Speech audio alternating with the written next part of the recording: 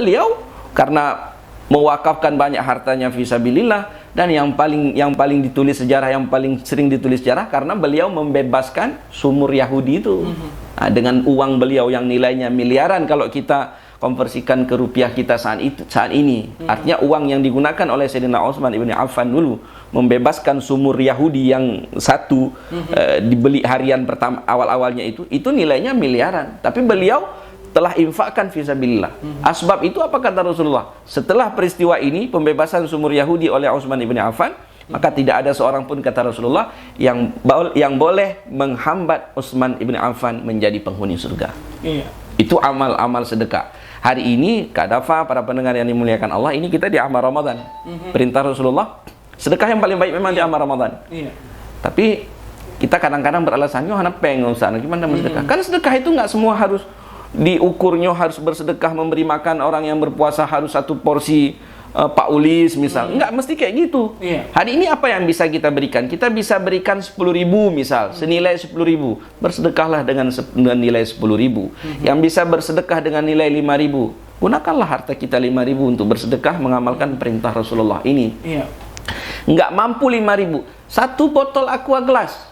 Berapalah harganya? 500 perak itu. Itu pun boleh. Makanya kata Rasul, andai engkau tak mampu bersedekah dengan angka yang banyak, sebutir kurma pun mesti kita buat dalam amal Ramadan ini. Karena apa?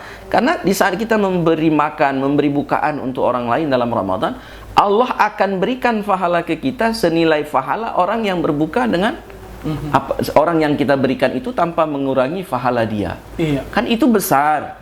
Tapi masalahnya kita banyak le kili lah, le alasannya kahana je. Sehingga kalaupun kita tak mampu memberi, kata ustaz-ustaz ni, saat buka di masjid nggak mampu bawa bukaan. Padahal udah dibuat nih, kalau di masjid misalnya 1 bulan selama Ramadan satu sore aja kita dijatahkan. Itu pun masih kilik gede bubero nanya maksudnya kan. Masya Allah. Buat apa ini? Ini harta yang banyak yang kita cari dari siang malam hampir 24 jam ini. Ini semua akan kita tinggalkan. Suka atau tidak suka, rela nggak rela, semua akan kita tinggalkan. Karena saat kematian datang, 3 yang akan mengiringi kepergian kita. Yang pertama harta kita, dia akan mengiringi kita ke pekuburan. Anak istri kita akan mengiringi kita ke pekuburan. Amal kita akan mengiringi kita ke pekuburan. 2 akan kembali, 1 yang akan tinggal. Istri anak kita akan kembali, ahli famili kita akan balik, rumah mewah, mobil mewah akan kembali. Cuman 1 yang senantiasa bersama kita. Itulah amal. 1 di antara amal besar itulah bersedekah. Hari ini kita mesti mendoktrin otak kita nih. Mindset kita harus kita robah. Sedekah itu pangkal kaya. Maka kita mesti setting kehidupan tiada hari berlalu kecuali di situ ada sedekah yang kita buat. Insya Allah nih Kak Dafa. Ini sebagai pengantar dulu, Iya benar ya, sebagai pemanasan ya, tapi pemanasannya sudah luar biasa panas walaupun di luar sana hujan. Insya Allah. Sampai kreatif. Gitu ya Ustazi ya. Nah kadang-kadang kita kalau misalkan ke masjid ya, seperti yang Ustazi katakan tadi, ada yang nominal 2.000, ada yang 5.000 atau 10.000. Kadang-kadang ada yang sedekah itu lihat masjidnya dulu gitu Ustazi. Maksudnya? Lihat masjidnya dulu, mungkin ini masjid orang kaya gitu. Atau juga ini masjid di kampung, mungkin ada lebih banyak gitu ya Ustazi ya. Sebenarnya kalau kita masih punya perasaan seperti itu bagaimana Ustazi? Gini, kita kan dalam beramal itu memang kadang-kadang yang namanya kita, apalagi lagi belajar beramal. Nah, kita nih bersedekah misalnya inten bersedekah di saat bulan Ramadan. Artinya di bulan-bulan yang lain kita tidak terlalu dekat dengan amal yang namanya sedekah. Memang ada banyak hal yang harus kita tata, artinya pelan-pelan. Yang pertama menjaga hati, jangan sampai dengan sedekah yang kita sampaikan yang ala kadar itu lebih besar pamernya daripada keikhlasannya. Ini memang harus kita jaga. Jangan nanti bersedekah 50.000 untuk masjid. Kalau kita kan minta misalnya ke panitia, jangan lupa ya tulis nama ya, misal kayak gitu. Jangan lupa umumkan juga nama saya. Maksudnya kita hati ini memang harus dijaga juga, karena kalau nanti sedekah dengan ria juga tidak ada nilainya nanti di sisi Allah. Kan siapa yang beramal, yang bersedekah ingin dilihat manusia, maka dia telah melakukan kesyirikan. Nah, kan ini harus dijaga. Tapi meninggalkan sedekah takut ria itu ria besar. Oh, berarti saya nggak boleh sedekah lah, pasti ria saya. Itu ria lah, itulah ria yang paling besar. Iya. Jadi artinya amal ini terus kita buat dan kita terus mengupgrade kualitas hati kita. Ya Allah, terima saya menjadi hamba yang ikhlas. Sempurnakan hati saya dari yang tidak ikhlas menjadi lebih ikhlas. Kita minta semua dari Allah itu, minta pertolongan Allah. Bila kondisi kita hari ini sedikit-sedikit pamer, kita minta Allah memperbaiki keadaan ini. Artinya apa? Bukan berhenti beramal, tapi terus beramal. Kan ada juga kita, ini saya nggak ke masjid nih Ustadz, kenapa? Takut ria. Itulah ria yang raja ria tuh. Bukan seperti itu. Iya. Amal yang diperintahkan ini, amal yang diperintahkan Allah ke masjid, sholat jamaah, datang itu. Iya. Walaupun di hati masih ada ria, tapi nggak boleh berhenti beramal. Oke, Ustaz, kita coba angkat dulu ya untuk sahabat yang ingin bertanya melalui telepon. Ya, selamat sore, assalamualaikum. Iya, dengan siapa di mana? Iya, Umi di Salatiga ya. Iya, Umi mau tanya apa, Mi?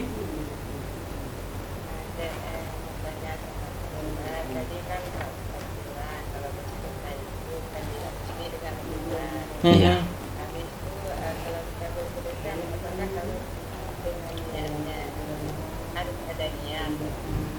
Niat gitu ya.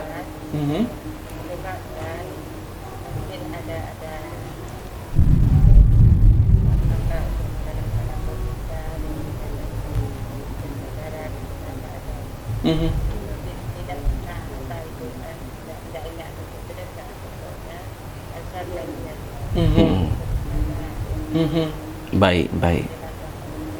Iya. Waalaikumsalam. Waalaikumsalam warahmatullahi wabarakatuh. Terima kasih Umi di Salatiga ya. Kalau sedekah nggak mesti uang gitu katanya. Kalau misalkan bagi-bagi percuma-cuma itu gimana? Itu sedekah atau enggak? Kita angkat dulu nih Ustaz ya. Nanti baru kita jawab pertanyaannya. Halo, selamat sore. Assalamualaikum. Waalaikumsalam. Iya, dengan siapa di mana ini? Dengan warga Waila. Iya, di Waila ya. Ya, betul. Mau bertanya apa nih sama Ustaz? Assalamualaikum, Ustaz. Waalaikumsalam warahmatullah. Jadi begini, Pak Ustaz. Siap. Jadi yang pertama, Abil mau nanya sama Pak Ustaz tentang hubungan Abil dengan sahabat yang dekat, gitu Pak Ustaz. Baik, oke. Jadi sedangkan sahabat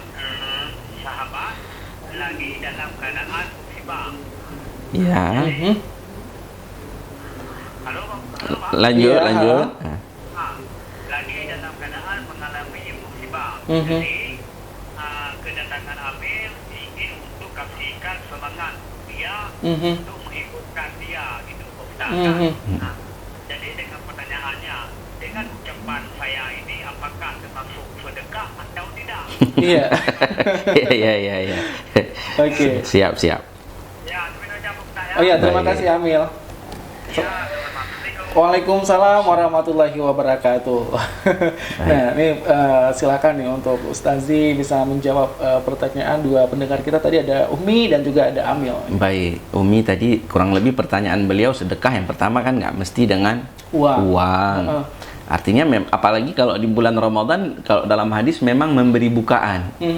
Memberi bukaan kepada orang yang berpuasa itu merupakan anjuran yang paling sangat dianjurkan selama Ramadan berlangsung setiap hari. Maka kalau kita ke Madinah, kalau kita ke Mekah, itu kalau bulan Ramadan, walaupun mungkin biaya umrahnya sampai 33, katakanlah 40 juta, tapi dapat dipastikan kalau untuk bukaan satu bulan penuh itu nggak pakai biaya. Iya. Artinya apa? Mereka betul-betul mengamalkan perintah Rasulullah untuk memperbanyak amal sedekah di Ramadan. Iya. Memang yang agak janggal sedikit, agak terjadi ketimpangan sedikit, memang di bumi kita memang agak sedikit pengalaman saya sendiri melihatnya di kampung. Misalnya ada jadwal kita sampaikan tadi di awal, dalam satu bulan kita kena satu jadwal, itu susahnya minta ampun. Padahal masya Allah kita harus di sini kita harus berebut sebenarnya. Kalau bisa kita mampu setiap sore kita yang menghidangkan menu bukaan, masya Allah. Karena memang teori sedekah ini bertolak belakang dengan konsep ekonomi kapitalis yang seperti saya sampaikan tadi. Juga bertolak belakang dengan apa istilahnya, dengan logika kita. Logika kita kan kayak gini. Tahan biar tersimpan.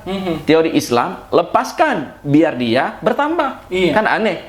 Yang sesuatu diminta menurut logika harus ditahan supaya bertambah, tapi teori Islam disuruh lepaskan supaya bertambah. Ini memang bertolak belakang. Maka kalau kita tangkap amal ini dengan logika, kita nggak akan dapat. Maka orang nggak semangat bersedekah, tak kegatiin ke. Tapi kalau kita menangkap ini dengan semangat amal, semangat iman, Masya Allah. Nah, contoh sudah banyak. Kalau tadi Syekh Sulaiman itu salah satu contoh manusia yang doyan sedekah yang ada di abad kita. Tapi beliau berkebangsaan Arab. Kalau kita mau tengok di Indonesia, mungkin salah satunya Pak Yusuf Hamka. Seorang miliarder di Jakarta, pemilik jalan tol tuh. Itu Masya Allah sedekahnya. Beliau buka warung pojok nasi kuning, setiap hari orang bisa makan di situ gratis. Atau kalaupun ada yang berbayar, bayarnya cuma setengah harga. Di mana-mana misal dijual 10.000, beliau jualnya cuma 5.000. Ini amal besar ini. Hari ini siapa bilang Yusuf Hamka nggak kaya? Di Indonesia. Kalau di Malaysia hari ini kita tahu Ustadz Ebit Lee ya, Ebit Lee. Yang hari ini juga beliau ada di Jakarta, di Indonesia. Udah beberapa hari saya pantau di media sosial beliau.